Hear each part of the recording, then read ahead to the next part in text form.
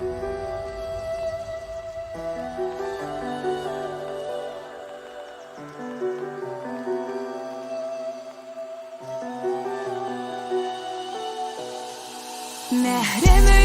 ediydi sen havadan elimi mudi can keven gözünün nuri arzum itlerinin bari.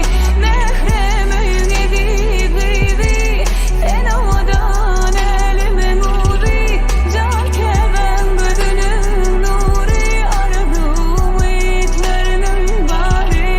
Renk kalem yali pek asma elem koşardan bedelendürlerden ovadan toylu aslan. Seninle bukçalan buanıp sen taşından nesip etsin diğerler cana can coralan.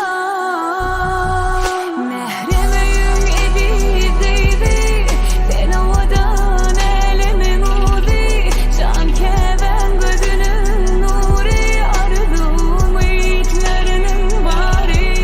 Mehremeyim ediydi sen havadan elimi mudi can keven gözünün nuri arzum itlerinin bari. Bahtım hüncüleri akar gözlerinden toy günün bedelen gellancının sesinden. Şöyle fırsat en bağıtlı sen karışıptın yürekten. Şıngırdar düğmelerin hoşlaşıp mehrem öyün